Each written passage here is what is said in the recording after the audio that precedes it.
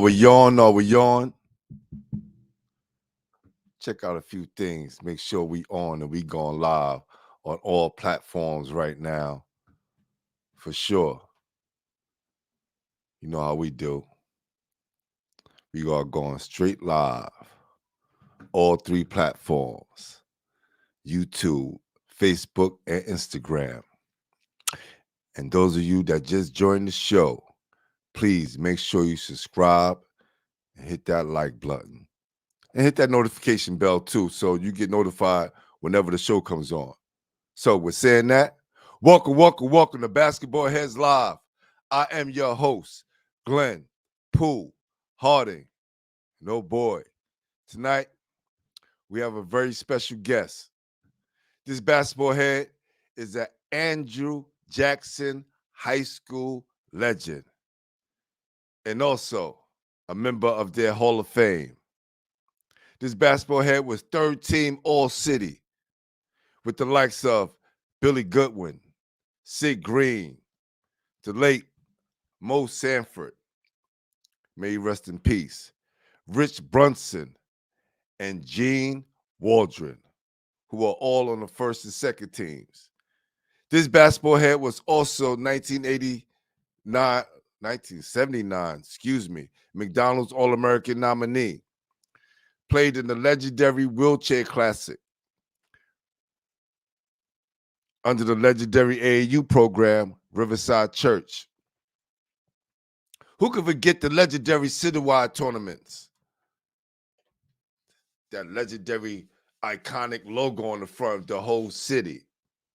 Well, in 1979, this basketball head was citywide champion, playing for the legendary Coach Gil Reynolds. May he rest in peace. Lastly, this basketball head still out there kicking, you know what, playing ball and dominating like the days of old, because in 2018 and 2022, he was MVP of the IS-8 Legends game. Now that's legendary. So, without further ado, Hubby, welcome to the show. Andrew Jackson High School Hall of Fame inductee and Columbia University standout. My God, Derek Hawkins. Y'all ready?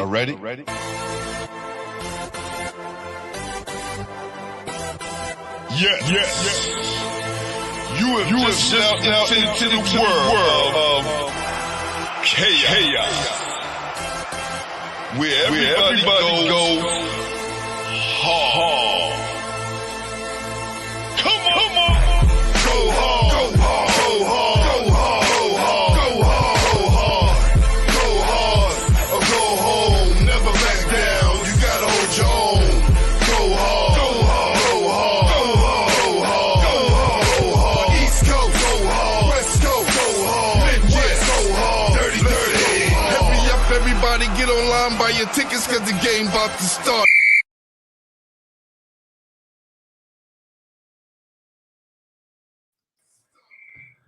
What's happening? My brother? What's good, Pooh? How you doing, brother? Glad to be on today. Nah, listen, brother. This is your night. Glad I can have you here, man. And listen, I want to tell people, like I tell them all the time, I think I met you like 2 or 3 years ago at the Bello, right? Bello Day. Yeah, the Bello. We exchanged information, and look, it's 2024, and we just getting it cracking. So there's so many legendary players in New York City, and everybody always asks me, how come you don't take it outside the city? There's so many players across the country. I'm like, yo, we got over 1 million ball players here, and I only got to about 500 of them. So, man, listen. Yeah. So we're going to keep this thing going on, man. Glad you could join the show, man.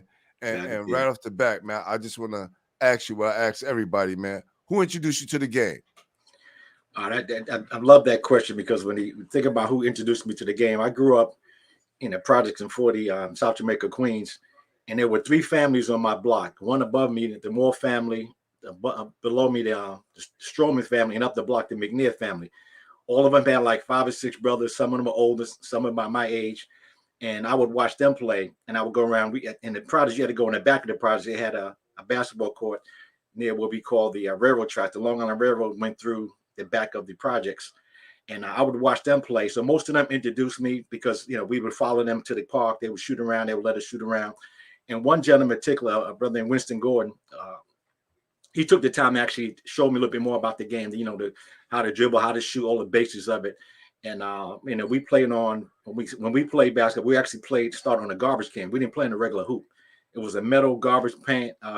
Garbage Yo, hold can. on, because you know, hey, Ayatollah, here already heard this first check, baby.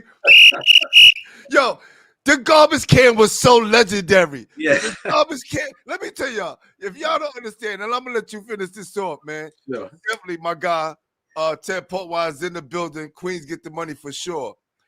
Listen, it's layers to this. It's levels to this thing we call basketball, right? You start out playing in the garbage can, or you start out in the crib with the hanger, Hanger right in the room. You didn't have the Nerf joint. You had to have the hanger. You probably put some tissue in it to make a net. Then you graduated to the outside garbage can. Then you could get like on a small guy court. Then you get in the big guy court, right? Absolutely, yeah. So tell me how that process was for you. Yeah, so in front of my building, we had a garbage can. It was a metal garbage can. It was, and what we would do is we use the square blocks to determine like the outline. And you could shoot, but you couldn't go 10. I mean, you couldn't get right up the basket and block it, but you had to shoot around, you know. So it's about to your chest high. So we were about maybe 5, 6, 7 years old playing, and that was kind of our first experience playing ball in the garbage can, because we only had one court, and it was kind of in the back of the project. We couldn't go there until we got a little older. And I got to give credit to my man Greg McNair, rest in peace. He was my neighbor. He was a Jackson Standout also. He played back in the days where Butch Lee played. He was probably my best mentor in terms of, but I was introduced by a lot of the guys in the neighborhood that played. Man, that's definitely awesome, man. Y'all gotta understand there's so many layers to this thing called New York City basketball, man, for sure. And look, you said you was from 40, right? And yeah. People, let me explain something to you, because I just found this out, right? A couple of my guys I know grew up in 40. Of course, I had Derek Chivas on here as well, Rich Brunson, all those guys. And I had to understand, because when I used to pull up, I had to see South Jamaican houses, and I'm going, why it doesn't say 40? Explain to the people why they call it 40. Absolutely. There's the public school inside 40 projects is actually PS 40. And that's how I got the name 40 Projects, even though it's in South Jamaica. So the name comes from the school, which actually it was a high school when my mother went to. My mother went to PS 40, but it was actually a high school back then. Then it got converted to a public school, elementary school by the time I went to it. But that's how I got the name 40 Projects.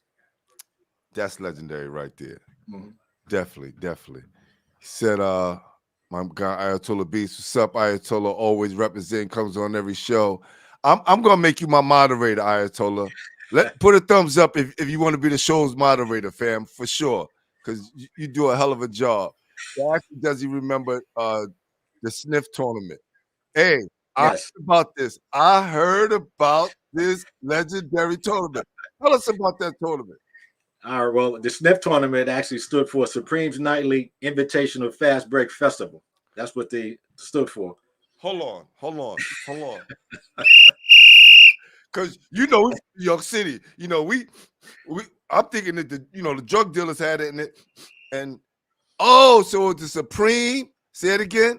Supreme's Nightly Invitational Fast Break Festival. Wow! Salute. And did that come from the guy Supreme? Yeah, Supreme and some of the other local guys that were entrepreneurs, I call them. Got you. A lot of money in it. They games at night in the basic projects. You had some pros came out and played. Some the D1 college players, and they would actually get paid to play. I was actually playing, but I didn't play in it. But I was looking, a little nervous about playing in because it was a lot of money on those games, and things happen.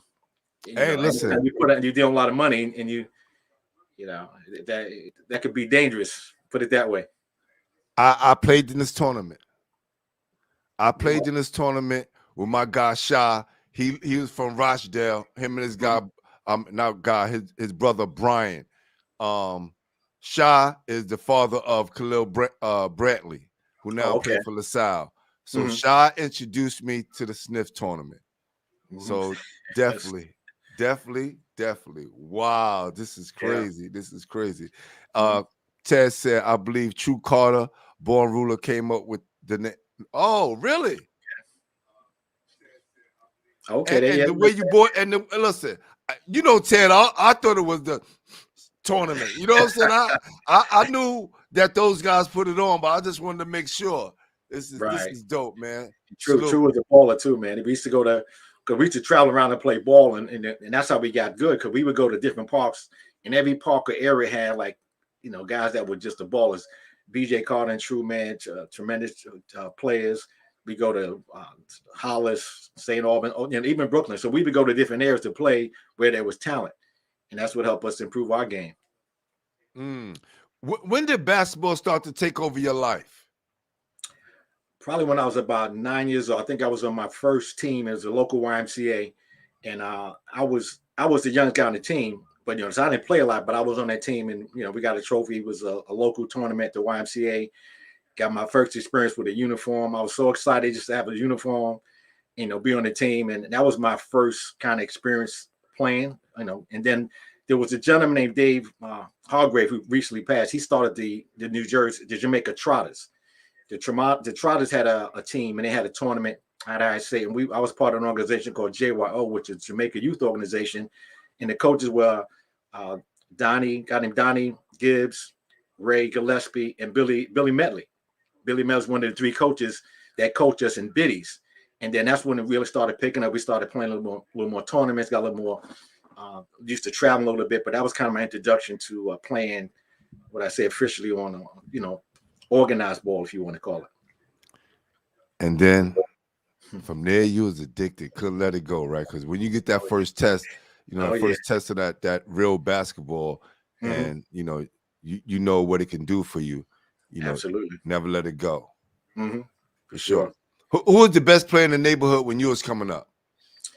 There were a few, like I said, in the local neighborhood. In my age group, you had people like Rich Brunson, the Edwards family. I mean, I got to definitely give a shout out to Edwards family. Please, let's just we're gonna pause that, because I need to know who was the guy. Like, I know it had to be like the one guy, right? One guy. I would say it had to be Greg McNair. McNair, he went to Andrew Jackson. They used to call him Shake and Bake. Me and Brunson, when we were younger, we would actually run all the way to 48. There was a park called 48 Park, was another school in the area, and we would play him 2-on-1, full court, and he would just mop up the floor with us, man. But we learned a lot from him, and he played. I think he played against Butch Lee when he was in high school, and you know, held his own. So Greg McNair was one of those guys. Then this guy Eddie Lee, who had a chance to go to the pros, you know. I heard about him. Yeah, Eddie Lee was in that. He was like Magic before Magic. He was 6'5", could see the court well, can handle, charismatic. I mean, everywhere Ed went, it was like a crowd. He was just that charismatic. But yeah, I would say Greg McNair and Rich Brunson. Rich Brunson. One thing about Rich, man, he frustrated you when you played him, because Brunson had to be the one player that he didn't use a lot of. You know, he was very strategic how he played. He didn't lose a lot of energy. Once he got his move on, you know, he was gone. That was it. You know, he didn't take a lot. He was probably one of the most intentional players I've ever seen. You know, and didn't use a lot to do it. You know, very sort. Yeah, Rich Brunson. Yeah, his name definitely rang a lot of bells. So let's move on to the Edwards family, and you know, rest in peace, my guy Dave Edwards. He's one of the guys who kind of inspired me to do this show, because you know, he's not around to tell a story. Right, and I said, you know, it's a lot more guys out here that need to tell their story, man. So I'm glad we got you on here tonight. So share something about the Edwards family, man, that people, you know. Yeah, just so they didn't know. Well, first, Dave's father, Dave Edwards Sr., he was all city back, I think, in the 70s. And that's when they didn't have, I don't think they had 3 teams. I think they just picked 5 players from New York. So Dave Sr., was an all-city player, and he wound up going to Virginia Commonwealth, VCU. Great defensive player. And again, then he had another brother named Cowhead. They call him Raymond Edwards. They call him Cowhead. He was just as good. And then Robbie, the third oldest brother, he was the first one that went to Andrew Jackson. And then since he went there, the next in line was Bo Tyron Edwards. He was my backcourt partner when we played. After them was Greg Gege Edwards. He played on the Saints. He was about a year behind us. And then the younger brother, Ronald, was the other brother. He played with Boo and Doug Harris. And then, of course, Ron Edwards. Yep. Ron Edwards. I remember him. Yep. Now, at the Hall, and here's what you know about the Edwards family. If you look at the Hall of Fame, Andrew Jackson, they have 5 Edwards in the Hall of Fame. All 5 of them are in the Hall of Fame at Andrew Jackson. In addition to that, I think Ron is in the top 3, probably all-time scorer in the top 3 in points, and so is Dave. So out of the top 4 or 5 scorers and most points, 2 of the Edwards are in that group. So we look at the Edwards like you look at the Marburys in Brooklyn. The whole family could play. Edwards like that from top to bottom. All of them can play. You know, and obviously they have nieces and nephews after that. But Dave was the one, took it to the next level. And I tell you that I was heartbroken when Dave, was called home. And like many of you, like I said, I was so close to the Edwards family. In fact, my father hung out with the Edwards father. Wow. They used to hang out together, and when they grew up. But the Edwards family, man, they iconic from top to bottom. And like I said, they definitely, you might need a few shows to go. Just if you go each one of them. Now, interesting thing about the Edwards family is they're very humble. They laid back. They don't like to be in the forefront. Now, Dave Jr. was different. Dave was charismatic. He was outgoing. But the rest of the family, man, they humble. They a lot of humility. They prefer to be behind the scenes, But phenomenal family, man. So that's the Edwards family. Big shout out to the Edwards family, man. Big shout out, and we miss you, Dave. Love you, my brother. Mm-hmm. For sure, man. Yeah, that's definitely, man. Mm-hmm. Appreciate you for being in the building. Absolutely. For sure. Who was your favorite player growing up, like in the NBA? Like, who would you running home on those Sundays or before you went outside? You had to see before you go outside to emulate their moves. Yeah, had to be Clyde Frazier. Watching him play, and it's funny because when I watched an old clip of the championship when the Knicks won the championship, mm-hmm. and the way they were dribbling the ball, they were pretty much just patting it up and down compared to how they play today. Right. And you look at it, and if you looked at it then, you say, man, we could probably take them back, but it was a different era. But yeah, Clyde Frazier, the New York Knicks, I emulated Clyde. I wanted to be smooth like him. And then, of course, off the court, the classic dress. He was a fly. He was like the trendsetter. And even today, man, he's a little different today, but Clyde was always a trendsetter, man. But, just his play, him stealing the ball, his jump shot, everything about him, man. That was the player that got my attention, and I kind of emulated as a kid. He was so smooth.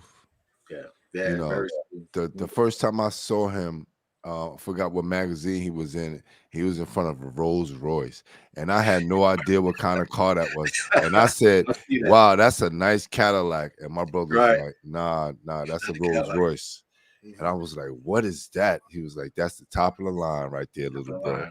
Did he have the brim on and the big coat? Yeah. That was the iconic picture right there, for sure. Even the Pumas, like he wanted to, because back then we only had maybe 3 choices: Converse, Pro Kids, or Pumas. Right? And Adidas came along later on. Adidas came along a little later, right? Right, a little more expensive. Yeah, but we had to wear the canvas with the gum soles, $10, $15 pair of sneakers. Yeah, that's crazy. and a little history insight, people. Did y'all know that the founders of Adidas and Pumas are brothers? Wow, I didn't know that. Ruddock. I forgot their last name. German? Yeah, they're German, right? And they didn't like each other. Wow. They was in competition with each other. Ruddock did the Pumas, and Adi did the Adidas. Wow. And from what I hear, they had the companies right across the river from each other competing. Wow. Yeah. And then Nike comes along and take the whole thing, right? They had to think about it. Mm-hmm. Right. Yeah. Nike came along and blew them out the water. They want to start giving those big contracts and the But marketing. they came to the neighborhoods first. You know, everything is built off us first. Right. Yeah, and I got a story just quickly. When Mm-hmm. Nike started having 3-on-3 tournaments in New York City in the playground because they wanted to rejuvenate the boys' clubs. So wherever we went, Brooklyn, the Bronx, Queens, we always played outdoor. We had to bring the court. Jerry Rasmussen, he worked for Nike. He was the one to put together, and I was working with Bobito. Matter of fact, Bobito was one of the people we worked with. And my so God, we Bobito. ran the 3-on-3 tournament for Nike, and we went to every borough, to really build up those the boys centers. And Nike, like I said, was at the forefront of that. Early. Yeah, early. Wow, this is crazy. It's so many history lessons I could give on Nike when they first started, right? It's you Right. know, Spencer Haywood, they offer him 10% of Nike or $100,000, and he took the $100,000. Guess, yeah. And I heard Magic had the same offer as well, and they both took the cash. Yeah, They took the cash, right? They want the immediate satisfaction, but man, but they look back now. Hey, listen, it's crazy, man. So how was your transition into high school, and what year did you make the team? I got into high school in 1975. Like I said, Greg McNair was my mentor. He was, and it's interesting because we lived in 40 Projects is not in the zone for Andrew Jackson. No, I should have. The closest schools would be Hillcrest, Jamaica High School, and Edison. But somehow, like I said, they started a chain going to Jackson, and I played on the JV the first year. And the interesting thing was my first year, we had so many guards that I would say 4 or 5 of them left and did well elsewhere. We had myself, Bo Edwards, actually, he played on the varsity right away. Edwards, he didn't play in JV. Was myself, Greg Fraction, and Keith Brown, who won the city championships in '78 at Jackson. They transferred to Cardozo. Eric Wilcox transferred to Jamaica. I was there. I think Craig Pendergrass came a little bit later, but we had so many guards on the JV that some of them transferred outward so they can play. Bruinson, matter of fact, was going to come to Andrew Jackson, but his brother talked him into going to Hillcrest where he can be, he can shine, and it worked out in their favor. Yeah. But yeah, so we had so many guards. So that first year was a good experience. We played, before the game. And Jackson games, particularly home games, they were played at night. So we were the only team in the area that played night games. So teams play like on the early afternoon. Yeah. A lot of people would leave and come to our games. So we always had a packed house. So that experience playing in JV was, taught me a lot, played a lot. We scrimmaged against some teams because Granby was close to Frank Mickens. So we would scrimmage Boys High, some of the other Brooklyn teams. And that got us ready, for our own conference. But that was my introduction. And it was a smooth transition. Like I said, because playing in the JV, so there wasn't a lot of pressure. We didn't have as many games, but it was a good experience. So we had played organized ball with Billy Medley and those guys with JYO and with Citywide before that. So that kind of got us ready for high school, the transition. No doubt. Coley Melvin said, I played against you in the Garden and we lost to you. My man Rob Brown was in the backcourt with you. Oh, yeah. He wasn't playing with Lefferts. I was Lefferts. Yeah, Rob Brown, he may be on today. Rob Brown was the MVP of that game. Yeah, Rob was from Wingate. He did it. He was all city as well. Wow. Doing his thing. This is crazy. So many people popping in. What's up? What's up, Coach Biggs? Appreciate you. Yeah, man. So that was a good experience to play at the Masquerade Garden too. I still have the ticket. I held on to that. And that was Gil was our coach, Gil Reynolds. Oh, we definitely gonna give it to Coach Gil because without Coach Gil, there's no making Lincoln for me my freshman year, man. So yeah, he was a great coach. Great coach. E-Spot said Gil Reynolds. Yeah, may he rest in peace. Listen, the Sarge we called him. Man, he was tough and nail, but if he loved you, and he loved all his kids, right? You just had to get past that exterior. Go ahead. We, one I can't remember who it was, but one of the kids did something and punched him in the chest and told him, "Go get your father." Yo, hold on. Talk about salute Coach Gil. He did that to about 1,000 players. Right. He punched him right in the chest and go get your father. Facts. And they didn't go get their fathers. They didn't want that smoke. Felt that punch. Like, he probably punched harder than my dad. And, you know, I called him later on. So I just imagine how thorough and strong he was when you guys had him. Yeah, he was built brick. Yeah, no joke. Let's go back to Coach Granby, right? Because he's legendary in his own right. Absolutely. Right? Yeah. And he's been coaching so long and so many great players. Give me a story about Coach Granby. Well, Granby had all these sayings. You know, you probably heard it before. He would tell us, and you know, we were freshmen, so he would say things like, "No romance without finance." You know, and we didn't know what that meant. And but he would always say that, and you know, he always stressed that. And then, you know, as you got a little older, you understood that. Right. Another thing that story about Granby is when I think it was either my freshman or my sophomore year when I was starting, and he would always say, "Son, I want you to have the ball at the end of the game, particularly like the last 2 or 3 minutes." And I said, "Well, why is that, Coach?" And he said, "Let me ask you a question. Is the basketball blown up or stuffed up?" I said, "It's blown up." He said he asked some of the other players, and some of them either hesitated or they had, you know, say some of them said stuffed up. He said, "That's why you need to have the ball the last 2 or 3 minutes of the game." Yeah, I thought he was such a dynamic coach. I had him in the Empire State games. Right. And man, he was such a pleasure to play for, and he knew how to motivate his players. Yeah, that's true. He was good at that. You know, you measure a coach, you know, especially on his X's and O's, but how he relates to his players, but also coaching a group of all-stars, and he got the best players in the city and making it work. Yeah, and that was another thing about Granby. He always wanted to make sure that all his players graduated and either went to a school, whether it was Division I, Division III, community college. That's how he measured his success. He had to make sure he get you somewhere that you fit in, and he did. A lot of people went to places that really changed their lives, and that was really his pride and joy. To really, how many players he got to go to play. I mean, got to graduate and go somewhere that was fitting for them. That's also a measure of success as well. For sure. Some coaches, you know, success is only in their wins and losses. Right. Yeah. Another story about Chuck, just real quickly. Sometimes we would have parties, like the high school players and the cheerleaders would have a party somewhere on the weekend, and Chuck would just show up with like a case of soda or, you know, stuff for the party. So he would always make sure that they took care of the people that was part of the team.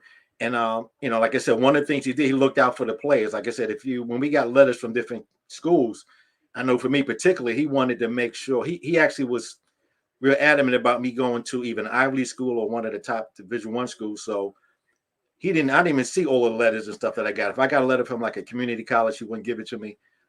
So he made sure to focus on getting me to a school that was appropriate. Because when he started giving me letters, he said, "Listen, you're getting letters from the Ivy League." I had no idea what the Ivy League meant. I didn't know what that meant. You know, those are the Harvards, the Browns, the different Ivy League schools. I had no idea what that meant. Yeah, so he always looked out for the players, and like I said, he wanted his main goal was making sure every player got a chance to go to, you know, somewhere after they left high school. Yes, definitely. Rest in peace to Coach Turner as well. Oh yeah, for sure. Yeah, man, that's crazy. Rich Brunson's in the building. Peace, Super my brother. B in the house. Ride or die, get right there. He said, my man, he said, I'm still balling over, not playing in the youth games. Yo, we definitely going to get into this right now. And another whistle. Ayatollah, he's probably on the 7th one right now. This is crazy. The youth games, so legendary. So legendary. For sure. Let me get this unhooked because I'm not going to be bending down blowing this whistle. Yo, this is so crazy. Tell everybody about the youth games and what they meant to the city, because all of these things we talked about, you know, citywide, the youth games, Empire State games. Right. New York City ball players was made in New York. We didn't have to go travel all across the country. Exactly. Yeah. To get good or get seen. Yeah. So the youth games is basically like the Junior Olympics. Yeah, it was like 15 and under. And what they would have teams. They had a basketball team, they had a track team, they had a swim team, they had about 7-8 different teams. And you had to go try out and the trials were at the Lost Battalion. The coach was a guy named Abe Raskin. He's from the Bronx. So, and this is why Brunson, I know it was Brunson wanted to come to trial, but Brunson, when we were growing up, Brunson grew up in a strict household. I mean, his mother, he lucky if he could leave the block. You could see the basketball court in the projects from his house. Right. We used to get mad at Brunson because we'd be out there on Sunday playing ball, and we need like one more player, and he got to go get. Either he had to go get the newspaper, or he had to go to church. So he couldn't come out. Right. And then when he had the trials for the youth games, he couldn't make the trial. But Brunson, he definitely would have made the team. In fact, I think I was the only one from Queens to make the team. Most of the team was from the Bronx. And that probably had a lot to do with the fact that the coach was from the Bronx, a guy named Abe Raskin. And so what you do, we traveled to Boston. We played in Boston at Tufts University. Got uniforms, bags. And I think when I came back and Brunson saw all the stuff, that's what really got him burnt, because he definitely said, man, he wanted to go and try out, and he didn't make the team. Well, he didn't come out for the trials, but the youth games, like I said, was legendary because, again, it took players from all boroughs. You had a tryout, and it was like a mini Olympics because you go away for the couple of days and you play against other cities. It just happened to be hosted in Boston that year, and again, it was 15 and under. And we could also talk about that legendary Boston shootout as well. Definitely, and Lost Battalion, another legendary facility, New York City. Never forget that, playing in Elm Court and some citywide games as well. So now that was happening. Was that happening around your time, the Boston shootout? That was something after. I remember hearing about the Boston shootout, but I think it was probably right after it, around that time. But the youth games, like we didn't have I guarantee you the youth games sparked that. Probably so. Yeah. Because before that, we didn't have like an AAU. We just had tournaments. Right. Either MCOR, citywide, up in Rucker and Harlem, Dykeman. So those were the tournaments that you would go to. And now we see the sneaker companies taking over everything, right? The sneaker companies are taking over everything, and it can be beneficial, but and it can be detrimental. So I don't want to just put it in one lane, right? There's a lot of people who kind of benefited off those situations, but they have so much control now, right? Where if you're a Nike kid, you can't play in the Adidas tournament. You're a Adidas kid, you can't play in a Nike tournament. And they're kind of dictating where players can play and where players can go, whoever the coach is, right? So if you got that Nike contract or Adidas contract, you can't blend the kids. And I think that's unfair. And I think it will hurt. It's hurting us in a way, and I think states and cities all across America, because now it's not being dictated by the community coaches. They're not dictated by the high school coach. The high school coach now is telling people, well, you got to talk to the AAU coach. He's in charge of recruiting in this situation, and all the calls and things are going to the AAU coach because they have gained so much power. Yeah, and that could be a problem because you don't know if they're getting, are they doing it because they benefiting, getting behind you, getting paid, or they doing it for your best interest. So, it's hard to tell because when those companies throwing a lot of money at you, and you might sway the decision of a player going to one school or one company or one sneaker. Going to a Nike college. Or to a Nike, yeah, exactly. Because I remember when I was at Columbia, we had a contract with Nike. We got sneakers whenever we wanted to. But I think all the schools probably had a particular school that was donating sneakers. So what are you going to do? We wore Nikes. There you go. Did you played in the youth games, but not the Empire State games? No, not the Empire State games. What was that like? And do you remember the people that was on the team? Yeah. In fact, there was a guy, most of them from the Bronx, a guy named George Washington. Yeah, I think he went to Washington University from the Bronx. Benji Bowman, another guy who's still active. I know I see. Hold on. Time out. Hold on. All right. Most of the players that played on the Empire State game was from the Bronx?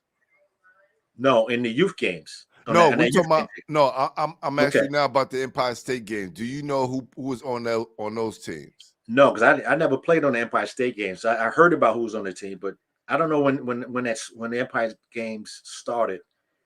So I don't know who was on those teams. I never played on the Empire State games. I think and it probably you probably was a little bit before it because I think the first before. teams had Pearl Washington and Walter Berry on that team.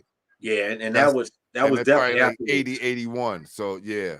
Yeah, that makes sense because when we played at Madison Square Garden for the citywide championship, Pearl was playing with the midgets or the juniors. They played that same day.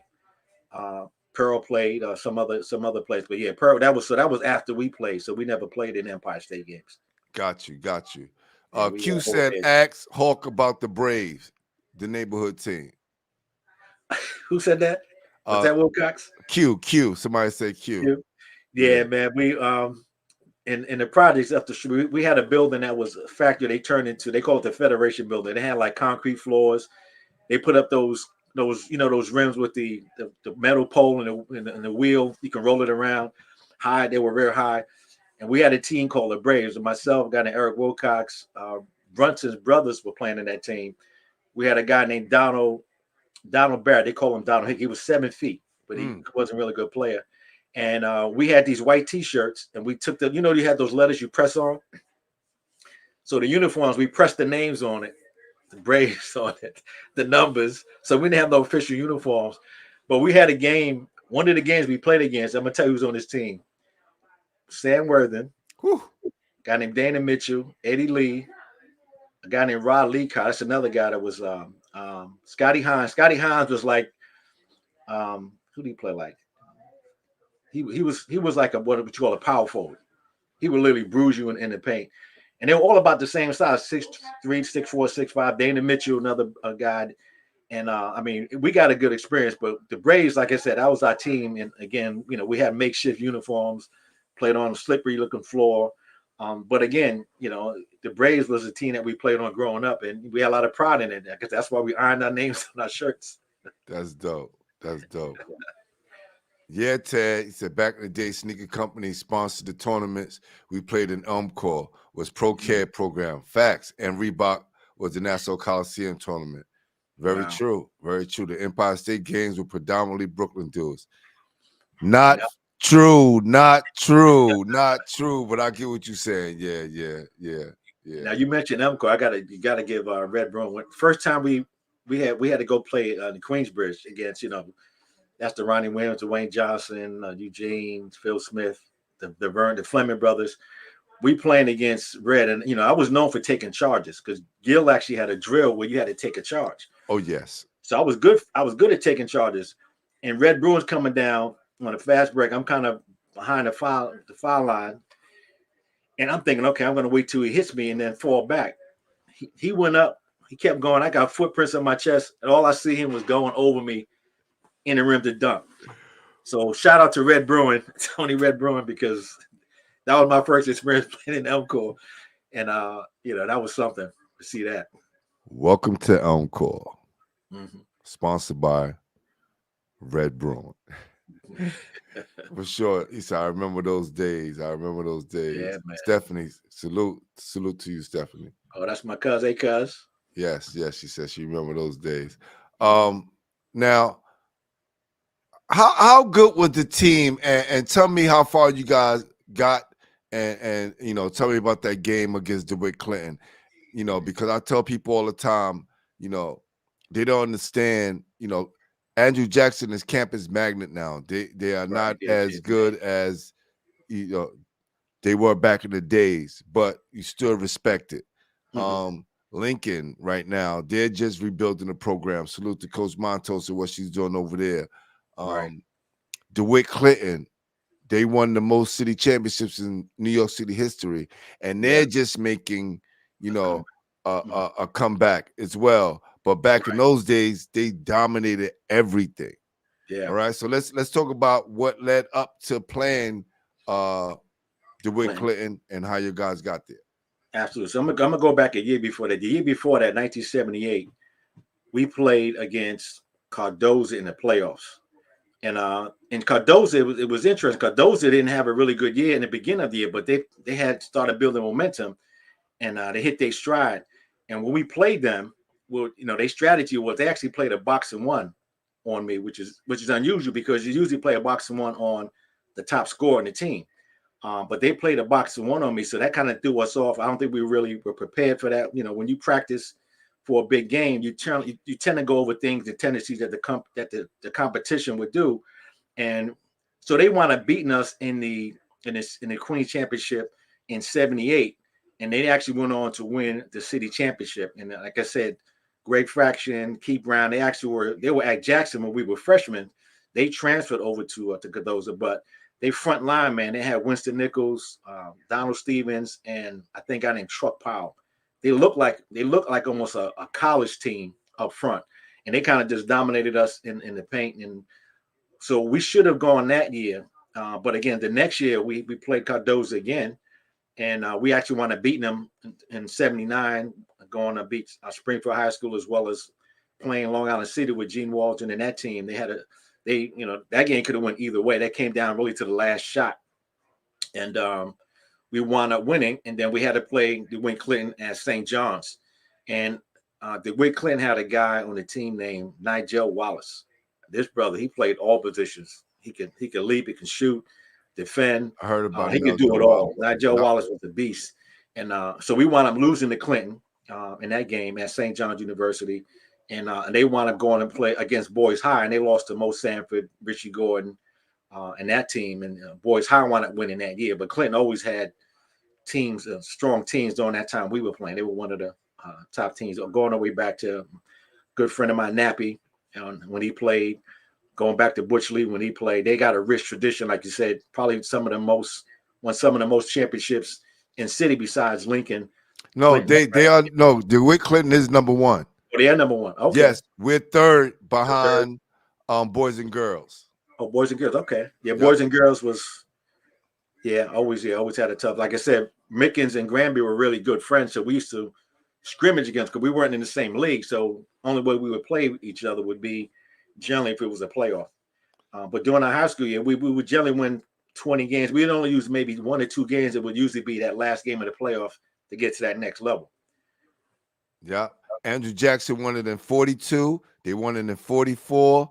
And then you go down to, I think, 85, where they won it again. That had to be Ron Boo and Eddie and Doug Harris. And Doug Harris No, that was that was that was excuse me, that was they beat JFK. That was Ron Burnham. Y'all, because Boo is still there. And then we won it the next year. Yep, that was Burnham. Yep. Right. Definitely. But another year, one of the things about playing at Jackson, I think we were seniors. The hardest games that we had before, obviously besides losing the playoffs, was practice. We had guys like Vernon Moore, Eddie Harris, George Allen, 41-inch vertical, went to Pitt. I mean, they would give us the business, man. You can tell. I mean, they look forward to coming to practice. They said, we're going to show these seniors that, that we ready to step up. And they did. But yeah, Vernon Moore, I think when they played Hamilton, I don't know if it was the semifinals, but I mean, he did work almost single-handedly with that. That's another guy that deserved this prize. 1981, Andrew Jackson lost to Alexander Hamilton. Yeah, that was that championship. That was, I think, Ice Reynolds and beat in the end of that crew. Yeah. But Vernon was a beast. He has a son. Mm-hmm. That's in D1, and a daughter that's a Division I athlete as well. So, wow. Doing this thing. He said, nope, that was Ron Boo and my brother Trev. Yeah. Oh, okay. Doug was gone. Ron Boo and Trev. Doug was gone. Okay. Not Ron Boo and Doug. Got it. Yeah. Thanks for that. Q said they killed us when we played them. Brunson talked about it during his interview. They had Gene Waldron, Vic and Vern Fleming, Dwayne Johnson, Tim Banks. Right. We were humble big time. I guess he's still talking about that Brave game. Yeah. Thank you. Because we beat Gene and them our senior year, but Gene was only junior. Right. So he made Old City as he was in the junior. He made second team. So I'm sure it was probably to be first team the next year. Oh yeah, for sure. Appreciate you, Lincoln. Thank you. Yeah. What game stands out to you, right, in your career that, either you was lights out or you shut somebody who was big time down? I have to go away. There's 2 games I'm going to say. One is against Springfield High School, because everybody in the city predicted Springfield to be us because they had Rob and Trevor Jackson. They're like 6'7". They had a guy 6'5". They had a guy Clyde Fleming, really good guard, and they were tough, man. They probably were more talented than us, but the way we played together, we wanted squeaking out that game. So that one I remember because we weren't, nobody predicted us to win. The second game had to be against Long Island City because we were trailing in that game. I think I had 2 points in the whole first half. And I think I scored like 14 in the last quarter before I fouled out, to kind of get us ahead. But I fouled out. I think one of the Edwards hit a shot that wound up helping us win. But I remember that game because, again, I usually start the game looking, the dish. And I was always like a strategic player. I would think, okay, when we play Long Island City, my thing was we wanted to get Eddie Harris in foul trouble because he was just killing us on the boards. So my focus was to get it into our big men. Obviously, Eddie Harris was outperforming him. And so when the game started getting closer towards the end, that's when I said, it's time for me to start looking for my own shot. And again, that game I remember because that was the stand I gave for me. Again, I think I had about 14 or 15 in the last quarter that gave us the lead, but then I fouled out, and then Greg Edwards wound up sealing that game. So that was a game that I remembered because a lot of the other games, again, were pretty much the same. We played teams in our division. We didn't have a lot of strong teams.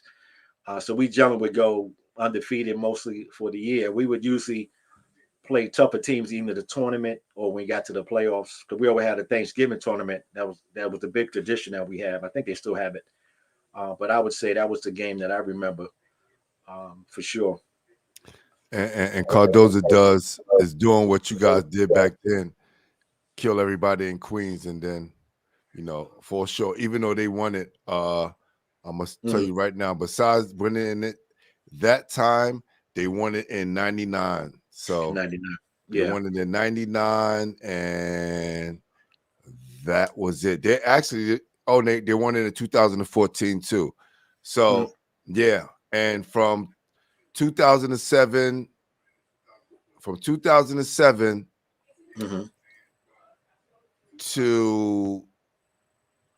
2023, only 2 schools outside of Lincoln have won outside of Brooklyn have won a city championship, and that was Cardozo and Wings Academy.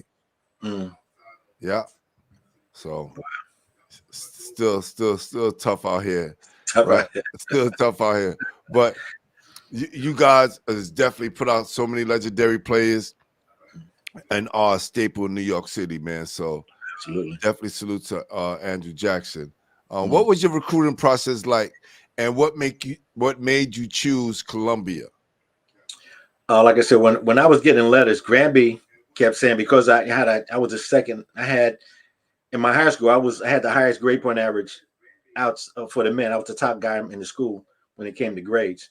So we said you got to go to one of these Ivy League schools, and I did get recruited by like Colgate, Bradley, the other Ivy League schools, Brown.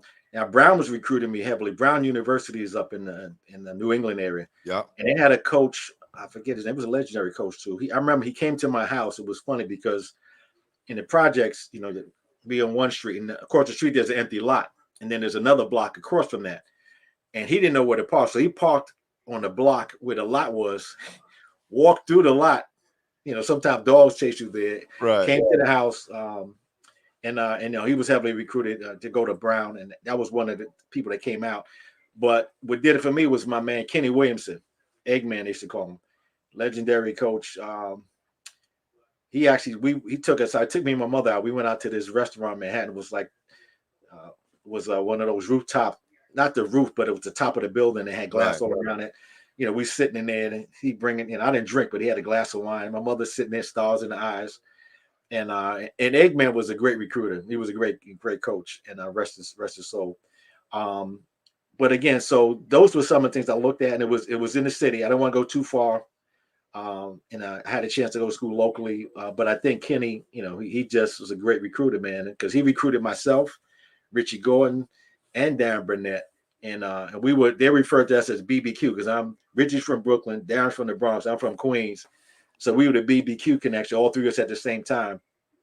And also, who was going to come to Columbia? Black Enterprise, Earl Graves.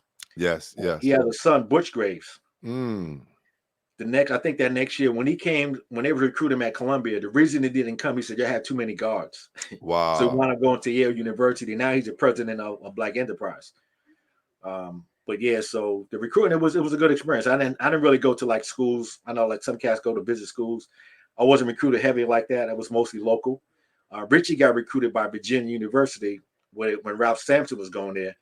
And I think the reason he came to Columbia is because one of the alumni from Boys High, Ricky Free, was it Ricky Free? From Boys High, he went to Columbia. So he wound up going to Columbia as well. But he could have went to Virginia and played with Ralph Sampson. Man, going to Columbia is such a power move, especially being in New York.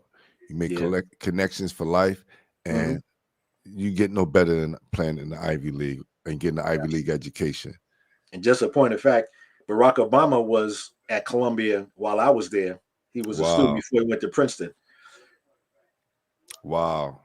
Hey, Ted Portwine just put me on to something. He said, "Yo, Pooh, did you know that all three of us wore number 21? Wow, get out of here. Me, you, and Ted in high school. Yeah, I wore 21. Facts. And I'm 60. I just turned 63, so that makes it right. That's right, man. That's awesome. Wow. And you just did the numbers just like that. You see how the Columbia education goes through? So it's definitely supposed to be happening, man. Wow, that's crazy. How was playing in college different from playing in high school? Very different. Like when you first get to college, first of all, the conditioning. That first year, they got you running a lot, and then you're on the weights.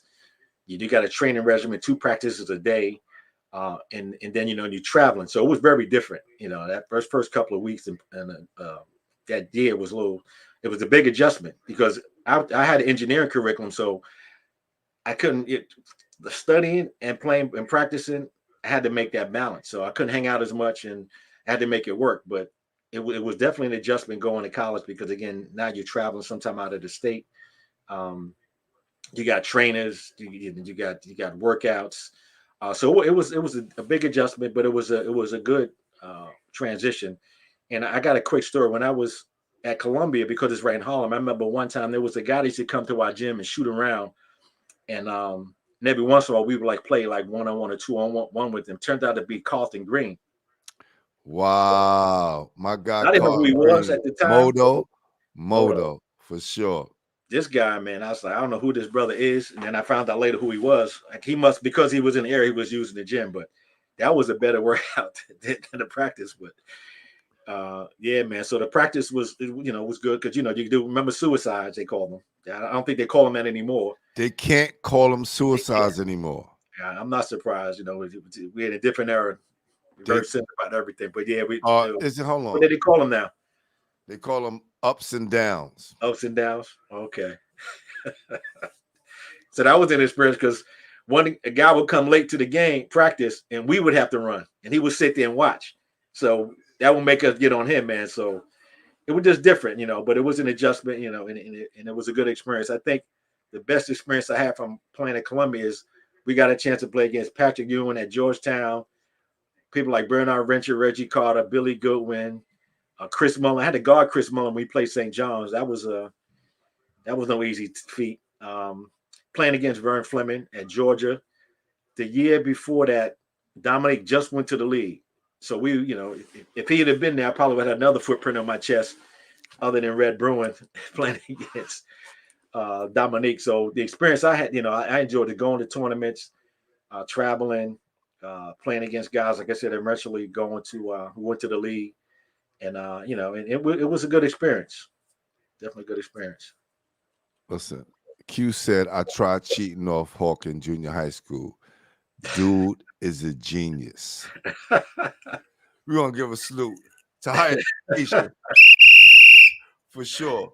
All right, I heard that about you, and I heard that about Richie Gordon as well. Yeah, yep. Richie was that was my one of my roommates at Columbia. Quiet. We used to call Richie, what's he called Richie? Something Quiet Storm or something like that. Right. Because Richie, he didn't talk much, but boy, brother can ball. Wow. Now, when we talking about the competition level in the Ivy League, right? Mhm. Hold on for a sec, because I want to make sure I get this young man's name.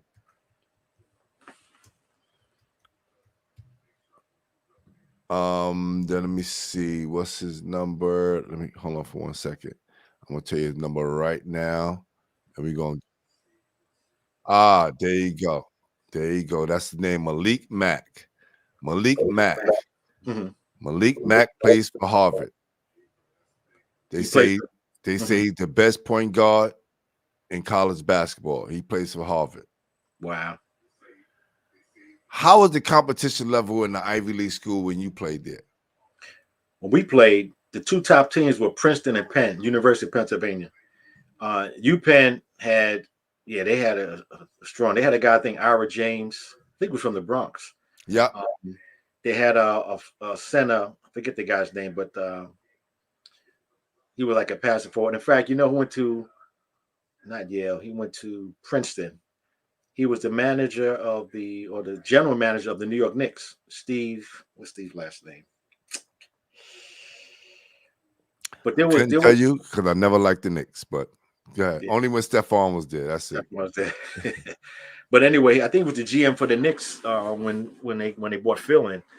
He went there, so he was from Long Island. So there was some of the Princeton and Penn had the best talent. They were always the tough games. Yale, like I said, Butch Graves was a ball. He was about 6'3", 6'4", strong. He was really tough. But again, most of the games when we played at Columbia, they had something called a New York, New Jersey 7.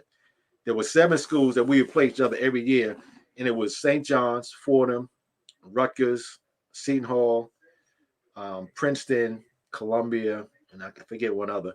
But we would all play each other at least once a year. And it wasn't officially, but we would play each other every year. So we got a chance to play against St. John's, Rutgers with Brunson and that team, Seton Hall, and they had a great team.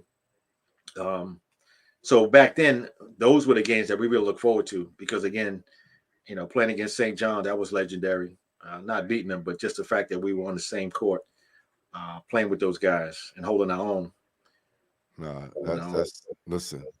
I understand the whole perspective of playing that, right? Because when I got to play at Fairleigh Dickinson, and when you play the bigger schools, the smaller school get a check, right?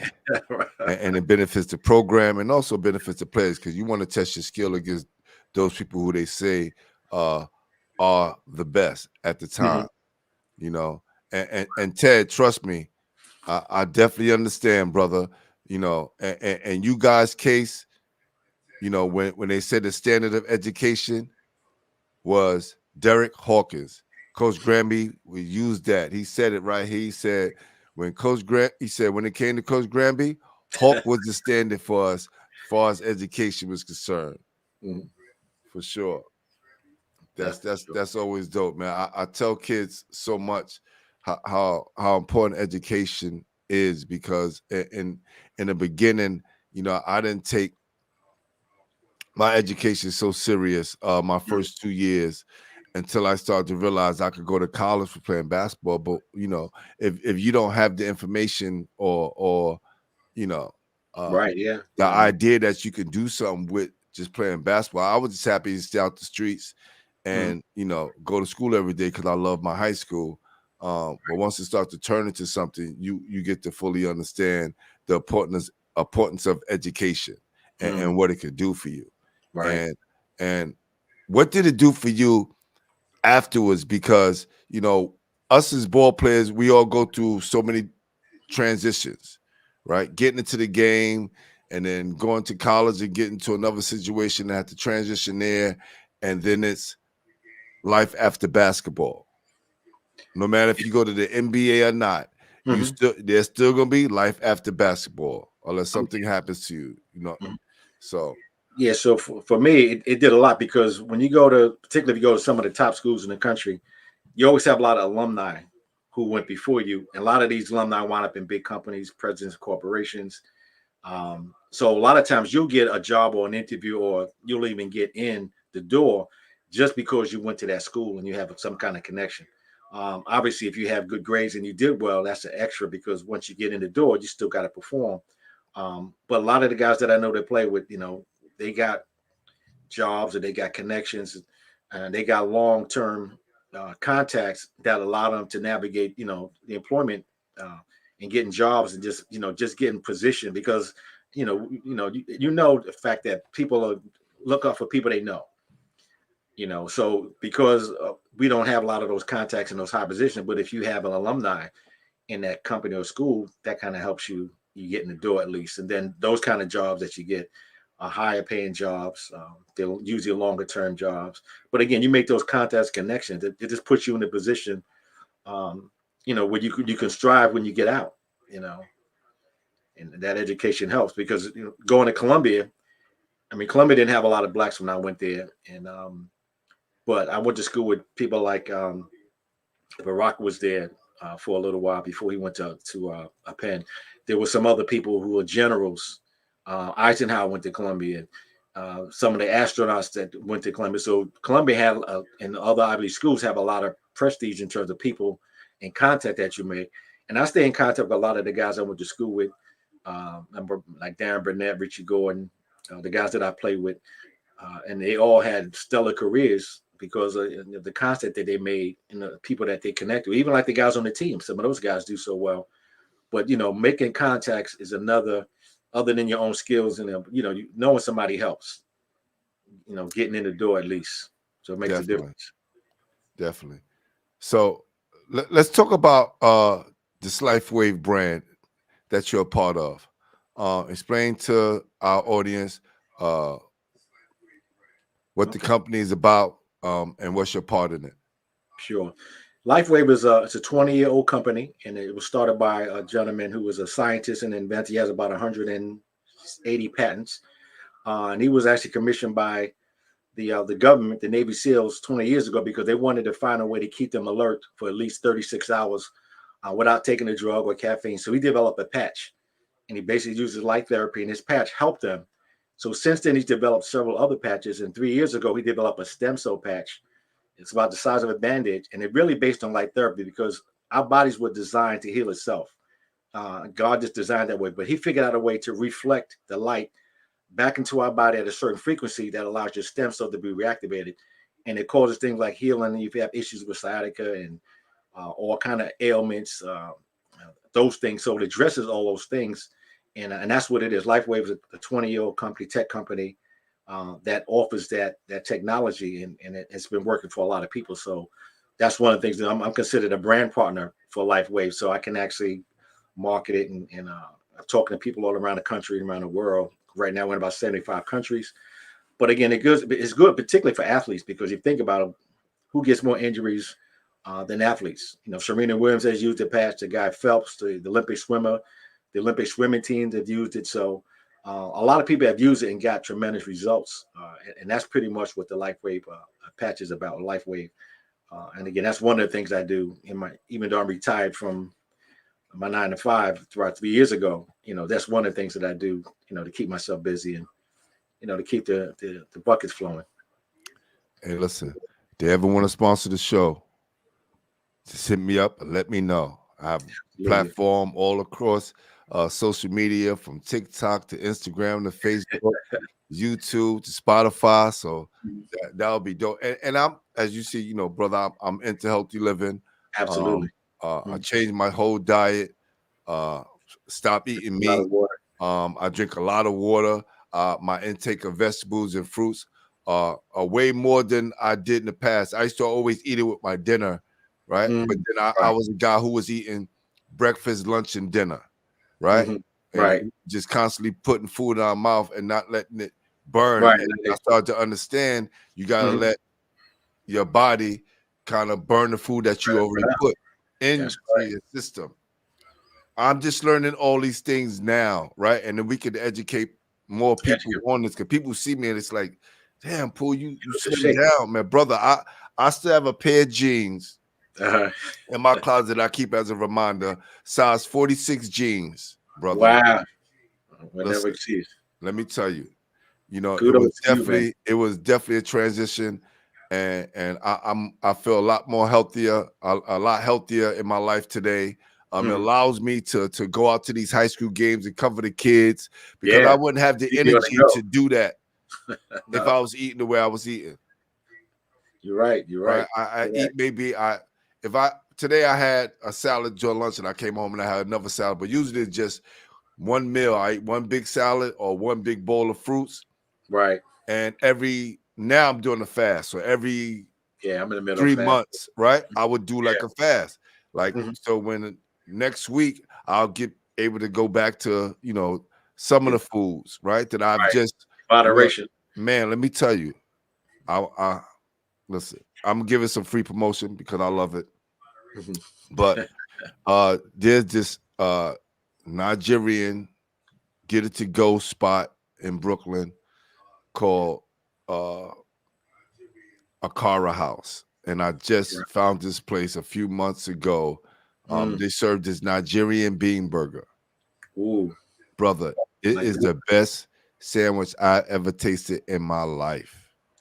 Wow. And I was a big hamburger guy, right? I stopped eating beef a long time ago, but like turkey burgers and chicken patties and salmon burgers, I would just rack up on those. But then once I found this, man, I was just like, man, this is the way to live, man. That is beautiful, beautiful. And now I'm starting to learn how to make my own veggie burgers. There you go. For sure. Get it nice and fresh. But yeah, that's a good point. Nah, this is awesome. Salute, Bullhead. And yeah, Ted said, those connections, we call them ladders, right? Because you want to be able to send a ladder down to someone that when you get in a position, you want to be able to send that ladder down and help somebody else, climb up it. Oh, absolutely. Absolutely. For sure. How do you stay connected to the game these days besides winning MVP in the IS-8 Legends tournament? You know what I'm saying? Like, in 2 years, in 2018, 2022. Like, well, actually, I have to give credit to a young lady named Robin Dean, because Robin Dean is the one that started the Legends game. And she started initially, we wanted to honor 3 coach, actually a guy named Abadab Kelly, who used to be coaching us from the sidelines when we played high school. Rudy Lee, who actually ran the ISA Pro League, and a guy named Rags. Rags used to be the guy that would kind of, if somebody fell on the floor, if there was a wet spot, he would come and clean up. They called him Rags. And so the first year was honor of them. And she reached out to a few people to get some names of some legends because she wanted to have a Legends game. And she reached out to them, for example, myself, one of the Edwards, Bo Edwards, a guy named Kenny Harris, Pete Edwards, Eric Wilcox, and some other players.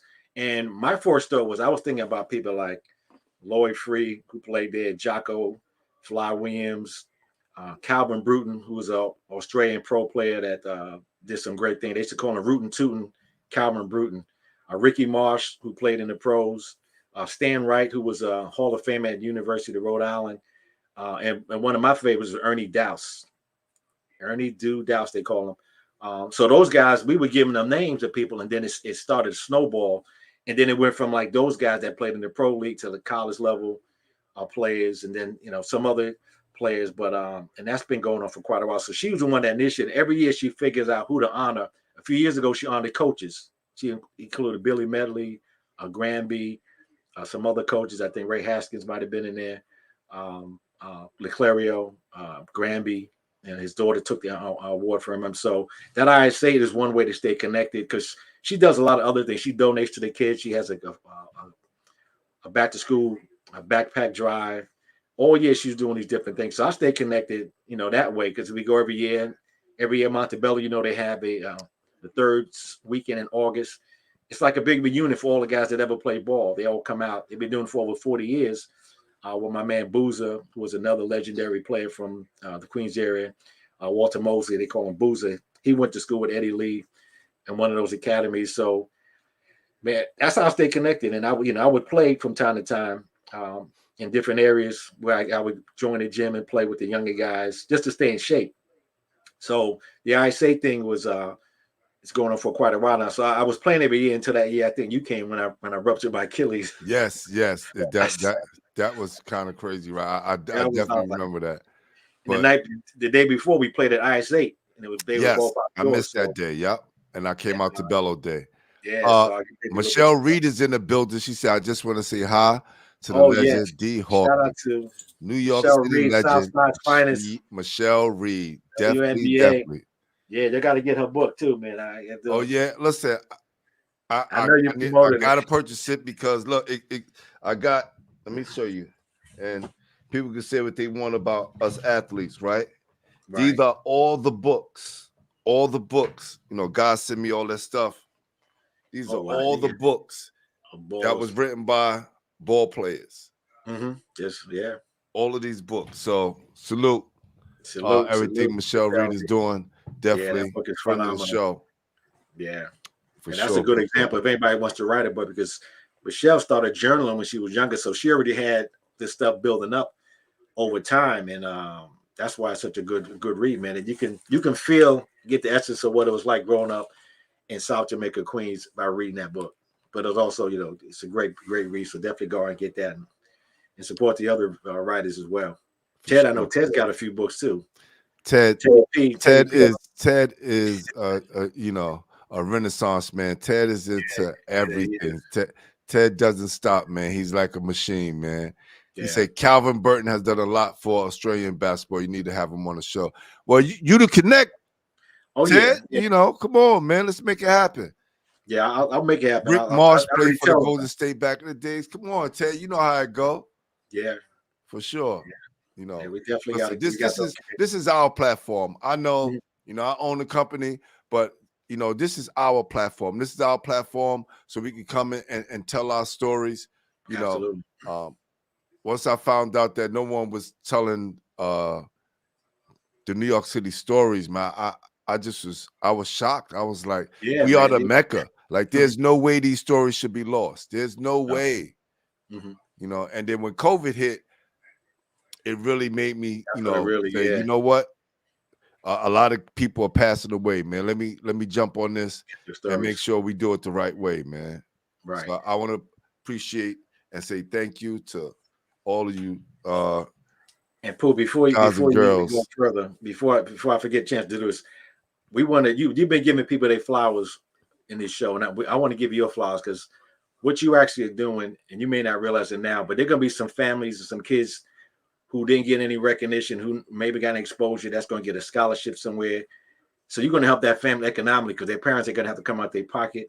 So your impact is going to be, so when we play, we had newspaper articles, and there was, you can read about it. But what you're doing, man, is huge. And I'm going to give you an example how powerful your platform is. Even though Ted went to Jackson, he went to years later after me, we never really spoke or connected until after your show. Now I've talked to Ted quite often. I got a chance to learn about QP Ruddock, even though, I wasn't there when he played. Right. Steve Frazier, names I know and hear about, but people assume because you went to the same school that you all know, everybody knows each other. But, what he's doing, you bringing people together, making connections that weren't there before. I'm learning a whole lot, and the platform is phenomenal. So got to give you your flowers, my brother. You're doing a phenomenal job. Thank you, man. Appreciate that. Definitely appreciate that. And now, let's have some fun, man. Let's have some fun with this and get into our top 5. All right, you ready for this? Yeah, not really, but I got to do what I got to do. Got to do what you got to do. Got to do it. Hey, listen, no top 6, nobody off the bench, straight top 5. All right. All right. I bet. Top 5. Top 5. All right. Top 5 players from Queens. Top 5 players from Queens. Right, time to get you in trouble, bro. It's time to get you in trouble. Let's go. Oh man. Let's see. Ooh. I don't know if you want to do. You want to count? Well, Boo Harvey. Okay, that's 1. Greg McNair. It's 2.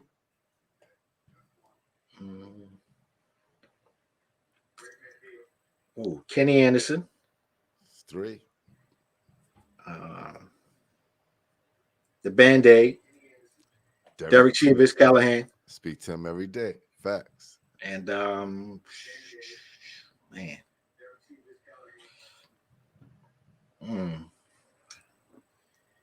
I guess I got to add maybe Ricky Marsh.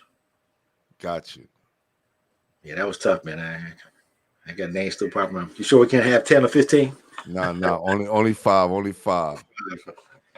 Ted said this show reunited me, Pooh. Me and Pooh. That's right. Oh, We yeah. see each other since Empire State Games, 1990. Wow. Sure. So this you doing this phenomenal. Ted's always been my guy. Mm-hmm. This is crazy, right? Yeah. All right. Top 5 guys you played with. Kevin Young.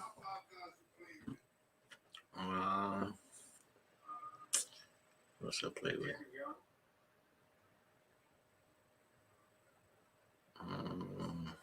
Wow, because I played with Ron Williams. Usually from Queens, Bridge, from University of Florida. Rest in peace. Oh yeah, Big Ron, yeah. SEC legend, right? Queens, definitely. Rest in peace for sure. Got to have my man Rich Brunson. Mm-hmm.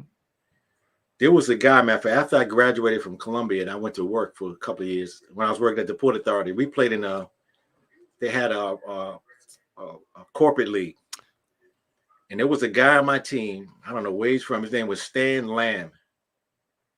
I don't know where this brother. He might have been from Brooklyn, but yeah, I looked at him. Stan Lamb. This guy, he was about 6'4", couldn't jump well, but he was scored 30, 40 points with no effort. Wow. And this Stan Lamb, he was phenomenal player, man. We played in a corporately. We had to go to Philly and play in a tournament, and we played against the Philadelphia Post Office. They were like 15 deep, all D1 players. We played back-to-back games, man. He tore them up, but we ran out of gas and we didn't have a stronger team. But like Stan Lamb, you can look him up and find out where he's from. And then I played with Sidney Green. Right. Okay. Rob Brown. How many was that? Did I throw Rob Brown in there? I think that's 5 right there. Yeah. So those I was saying, there was others, but yeah, it's too many to name. Wow. All right. Top 5 guys you played against. First, a guy named Kurt Sumter. Yo. Him and Pete Edwards in the backcourt was phenomenal.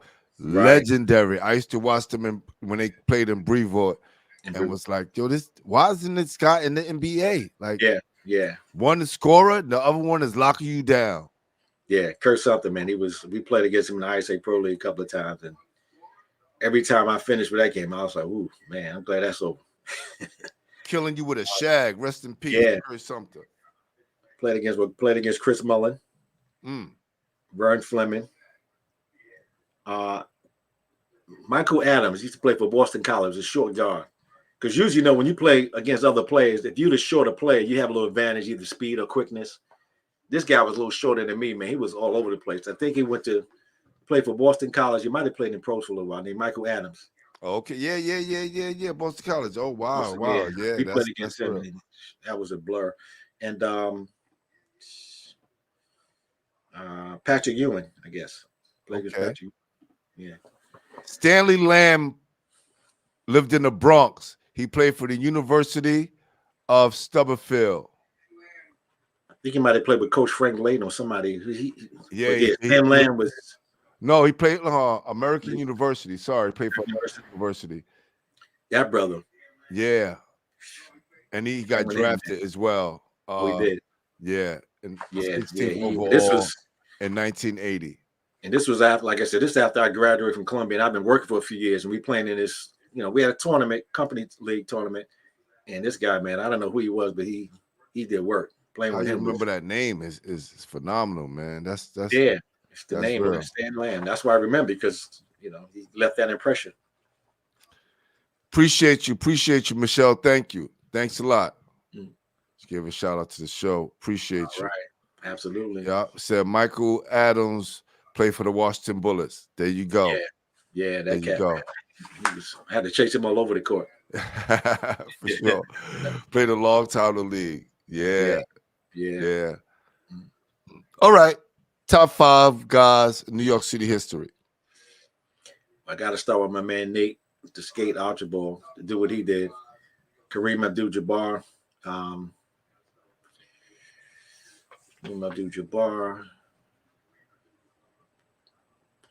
Connie Hawkins, Mm-hmm. namesake. Connie Hawkins, New York City. More than namesake, because he was a beast. Yeah, I mean, they do what they did. And who else did I think of? One of the first street legends ever. Two more. Joe Hammond. Joe Hammond for sure. Hammond. And Dr. J. Woo! That's that. I don't think nobody has ever named that 5. No one has ever named the same 5. Yeah, I noticed. I've been on a few times, and yeah, it's if you gave us 6, you might get them in it, but you got to cut it down, man. Got to cut it down. Got to cut it down, man. Got to cut it down. This is one thing I want to ask you before we get out of here, man. If you could change one thing about your basketball journey, what would it be and why? I really wouldn't change much. Yeah, I wouldn't have changed, because the experience that I got, I had a great high school career, the wins and losses, but for me, it was the lessons learned, because that's really the ultimate, the important thing is what you learn from it. Yeah, I wouldn't change anything about my career. Going to Jackson was a great choice. Going to Columbia was another great choice, not just because of the ball, but all the other things that came from it, that came with it. But overall, like I said, the experience was great. I wouldn't change anything, worked out the way it was planned. And yeah, mentioned Roger Brown may be in this, rest in peace. Roger Brown. Yeah. Ted tried sneaking the guy off the bench. Roger Brown he could never be honorable mention anything. Right? He's the first guy that got a chance to dust off Connie Hawkins in high school when Wingate played against boys and girls. Oh yeah. look that article up. You can't see the game, but you can read the article and feel like you've been there. Man, listen, brother. I want to say, man, it's been an honor and been so much fun talking to you, man. Yeah, it's definitely been a pleasure, man. I enjoyed it. Appreciate you having me on, and an opportunity just to, reminisce, man. Because one of the things, everybody has a natural sense to feel important. And what that means, man, not just for me, but other players who may not have gotten their flowers. I never forget when last time I talked to Ronnie Williams, we was at Iowa State, and we were giving out backpacks to kids. They're walking down the street, and walking, through a line. We were lined up. I was talking to Ronnie. He said, man, because we recognize Ronnie as a legend as well, man. And he had tears in his eyes, man. He said, you don't know how much this meant for me. And not knowing that he was going through what he was going through, that probably had something to do with it. But man, that was my man right there. So I know what it meant to him just to be recognized on some level. So I'm sure it's doing it for a lot of other people, who may have again felt that their career didn't go the way they wanted to, didn't do all that they thought they can do. But the bottom line is when you get recognized, man, and again, so Pooh, you're doing so much for so many, man. I got to giving you flowers now, brother. You're doing a phenomenal job. I'm just glad to be connected with you, my brother. Listen, man, the brotherhood, and for my sisters, this that sister that we have with them is forever. You can always hit me up, and I have your number on my phone. I'm gonna stay tapped in, brother. Absolutely. Every now and again we get someone that comes on here that not only did it on a high level on the ball end, but also on the academic end, and that just means so much, because now we could definitely show the wide range of athletes that come from New York City. Absolutely. Right? Definitely appreciate you, my brother. Thank you and salute. Appreciate you. No doubt. All right. Man, listen, I learned so much, just as much as you guys enjoy this, and girls on the pod, as much as y'all, the women that enjoy this, you young guys that's going to pull us up later on and watch it because you want to learn the history of New York City basketball.